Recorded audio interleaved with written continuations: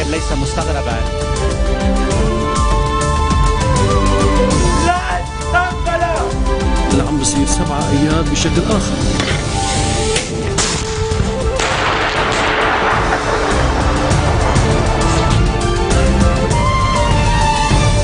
Bonjour à tous et merci de nous rejoindre sur Futur TV pour cette nouvelle édition de la rédaction.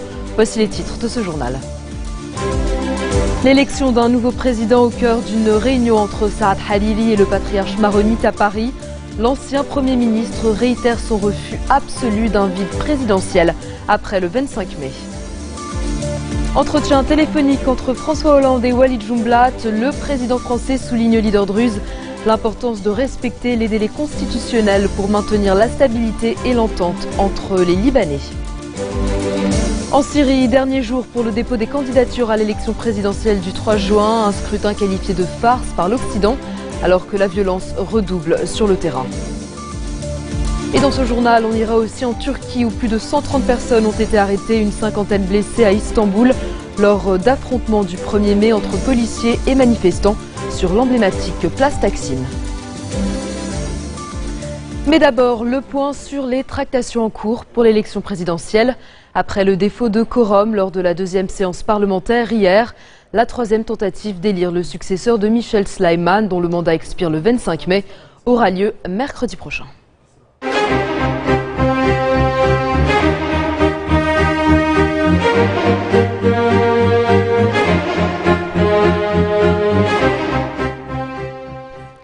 Il a évidemment été question de l'élection présidentielle lors d'un entretien entre Saad Hariri et le patriarche maronite hier soir dans la résidence parisienne de l'ancien Premier ministre.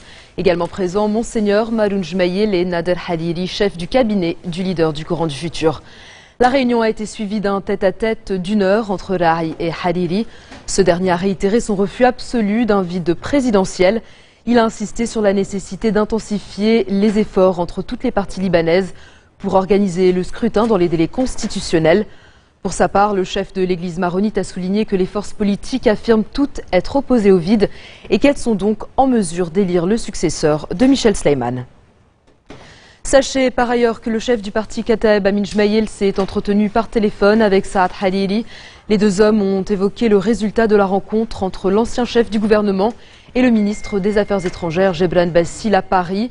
L'entretien a également été l'occasion de passer en revue les derniers développements sur la scène locale.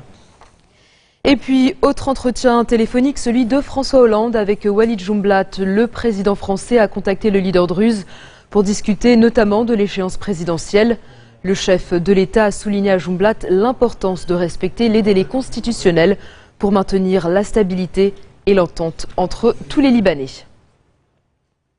Samir Jarjah, lui, accuse le 8 mars de bloquer la présidentielle en appliquant un plan en 2 points, soit l'élection d'un de ses candidats, soit le vide à la présidence de la République. Le chef des forces libanaises estime que si la coalition a recours au blocage, c'est parce qu'elle considère que ses chances à lui d'être élu ne sont pas minimes. En effet, le candidat du 14 mars a récolté 48 voix lors du premier tour du scrutin la semaine dernière.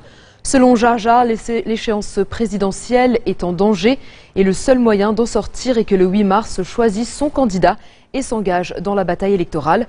Il a par ailleurs appelé le patriarche maronite à rappeler aux députés chrétiens les engagements qu'ils ont pris à Abkelke.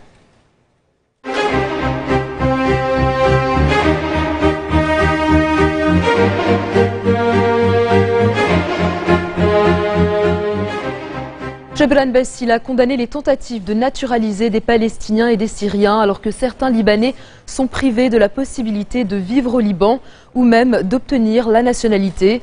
Le ministre des Affaires étrangères a appelé les diplomates libanais en poste à l'étranger à s'occuper des intérêts et des besoins de la diaspora libanaise.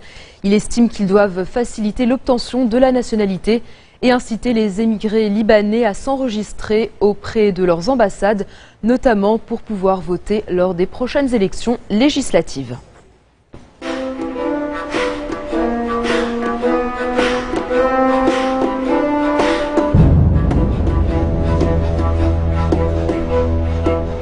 En Syrie, dernier jour pour le dépôt des candidatures à l'élection présidentielle du 3 juin.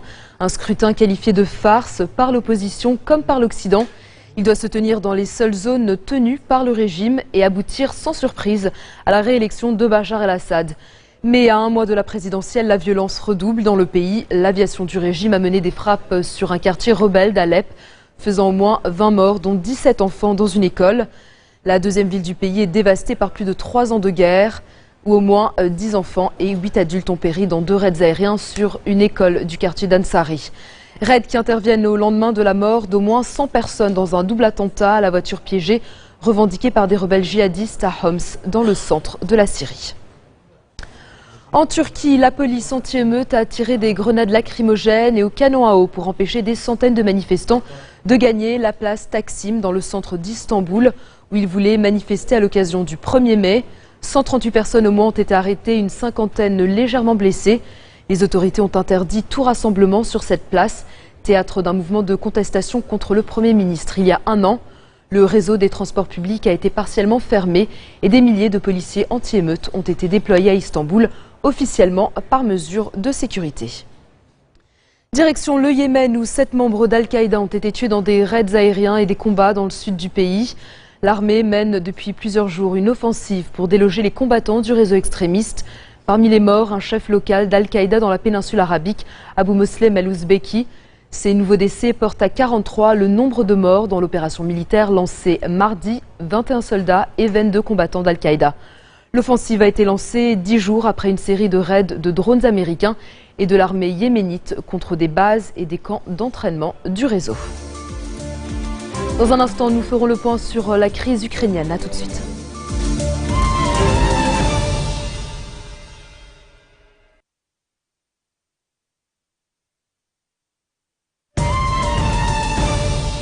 Retour sur le plateau d'info de Futur TV en Ukraine. C'est la menace d'une propagation de l'insurrection pro-russe qui inquiète. La garde nationale est en état d'alerte maximum depuis cette nuit pour parer à une éventuelle intervention russe. Les autorités espèrent que la présidentielle du 25 mai prochain mettra fin à la crise. Les rebelles pro-russes contrôlent à ce jour des sites stratégiques dans une douzaine de villes de l'est du pays. La tenue d'un référendum d'autodétermination le 11 mai à Donetsk s'annonce à haut risque.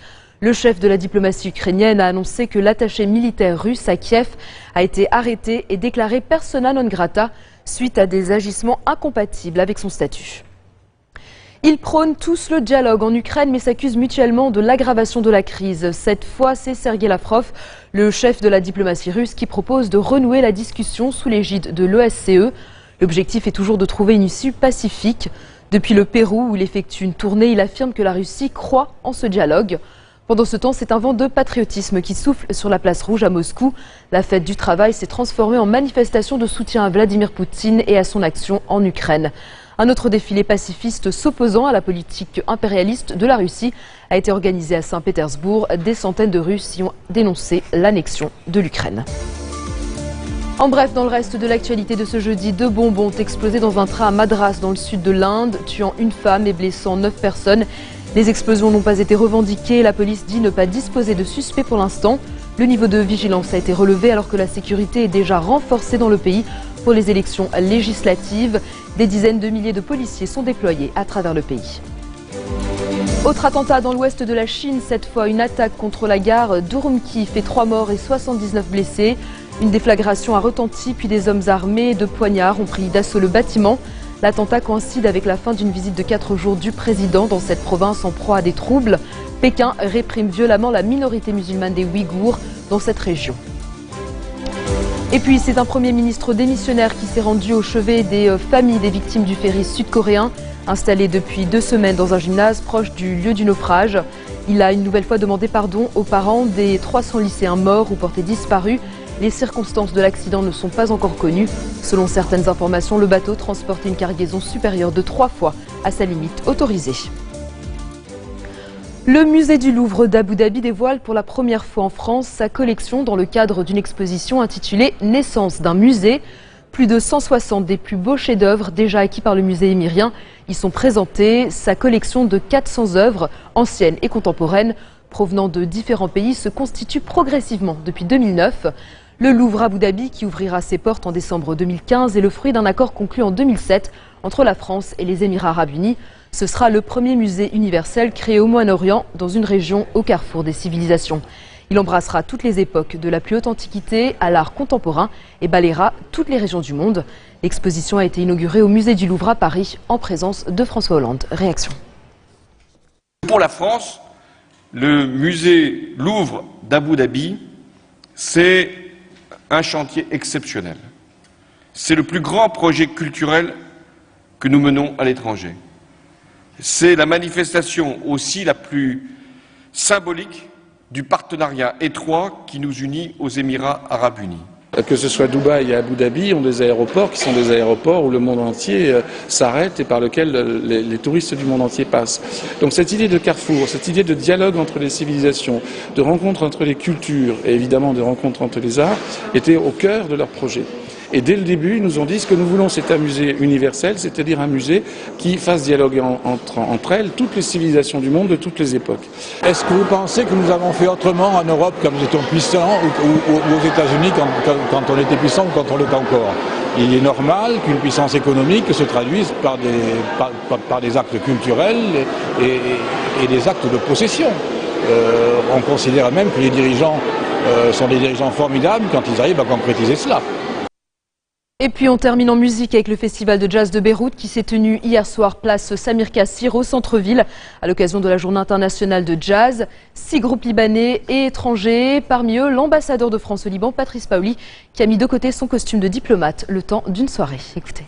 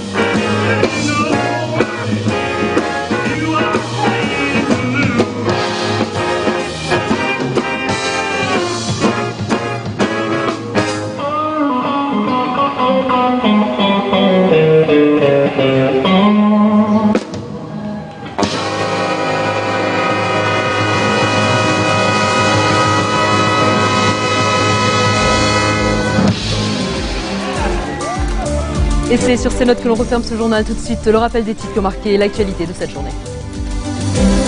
L'élection d'un nouveau président au cœur d'une rencontre entre Saad Hariri et le patriarche maronite à Paris. L'ancien Premier ministre réitère son refus absolu d'un vide présidentiel après le 25 mai.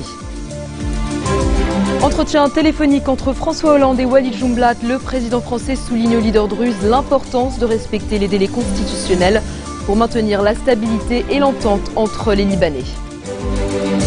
En Syrie, dernier jour pour le dépôt des candidatures à l'élection présidentielle du 3 juin. Un scrutin qualifié de farce par l'Occident alors que la violence redouble sur le terrain. Et puis en Turquie, plus de 130 personnes ont été arrêtées, une cinquantaine blessées à Istanbul lors d'affrontements du 1er mai entre policiers et manifestants sur l'emblématique place Taksim. Merci de votre attention. Retrouvez-nous tous les jours à 16h40 heure de Beyrouth. Vous pouvez également nous suivre en ligne sur notre site web ou en téléchargeant notre application mobile. Excellente soirée à toutes et à tous et à demain.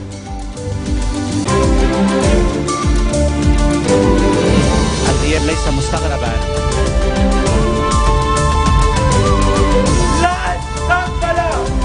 اللي عم بصير 7 ايار بشكل اخر.